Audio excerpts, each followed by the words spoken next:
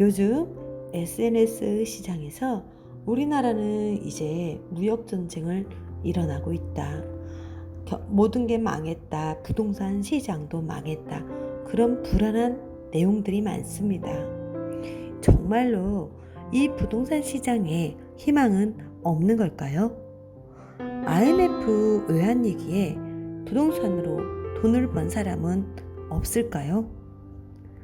분명 그때 위기를 기회로 전환시켜서 돈을 번 사람들이 있거든요. 한 가지 지금 확실한 건 오프라인 창업은 쉽게 하지 않는 게 좋습니다. 쉽게 했다가는 가지고 있던 전 재산이 쉽게 망할 수 있습니다. 전 재산 창업 비용으로 올인하고 금전적, 시간적 모든 손해에 내 열정 등을 다 탈탈 털리고 나올 수 있으니까요. 그런데요, 중요한 건 지금은 이렇게 탈탈 털려버리면 복귀하기가 너무 힘들거든요. 차라리 그럴 거면 안전하게 땅속에서 새싹이라도 자랄 수 있도록 땅에 묻어두거나 아니면 그냥 현금으로 가지고 계세요.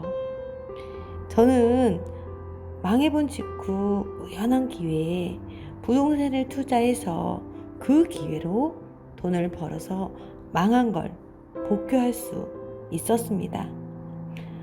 이 좋은 걸 어떻게 나 혼자 먹지? 주변 사람들한테 그래서 알려주기 시작했던 거고요. 저는 사실은 사과 하나 맛있는 거 먹어도 알려주는 게 인간의 본능이라고 생각합니다. 상대방이 썩은 걸 먹고 있으면 저는 상관 안 하는 게 인간의 본능일까요? 라고 생각해 본 적이 많거든요. 그래서 간혹 친구들이 오지랖이다 뭐 이런 표현도 쓰는데 세상은요, 선한 끝은 분명히 있다고 생각합니다.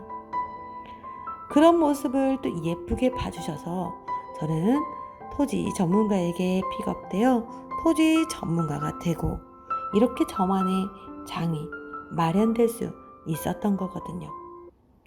그러고 보면 삶의 방향 전환은 나의 작은 이런 습관에서 나오는 것 같습니다. 제가 마지막으로 본 드라마가 도깨비인데 그 멋진 공유가 그러더군요. 마음 약한 신이 내 기도를 한 번쯤 들어줄 수 있다고요. 제가 그걸 다시 한번 곰곰이 생각해 보니까 마음이 약했을 때 한 번 들어준 게 아니라 우리의 습관처럼 나오는 매번의 그 행동들 중에 신이 한 번 보고 감동을 받았던 거겠죠. 그래서 기적은 기적처럼 오는 게 아니라 삶의 태도를 보고 오는 것 같습니다. 지금의 여러분들은 이 태도가 부자의 삶의 태도가 맞는지 한번 점검해 보십시오. 부자들은 어떤 마인드로 살고 있을까요? 공부 잘하는 게 참 쉬웠어요 이랬던 것처럼 부자들의 마인드도 그렇게 복잡하지 않았습니다. 일단은 부정보다는 긍정 마인드였고요. 사람을 중요시하는 거였습니다. 그리고 심플한 원리가 있었어요. 원칙은 시간부터 아껴 쓰며 살더군요. 투자는 돈을 벌었던 사례를 근거로 중심이 돼야 되잖아요. 긍정의 마인드가 먼저라는 겁니다. 의심의 방향이 아니라 내가 성공할 수 있는 사례를 검토해야 되는 겁니다. 부자는 다른 사람 이야기야 또는 나는 한 번도 그런 운이 없어 등등 이렇게 말씀하시면 그 복 절대 본인한테 안 옵니다.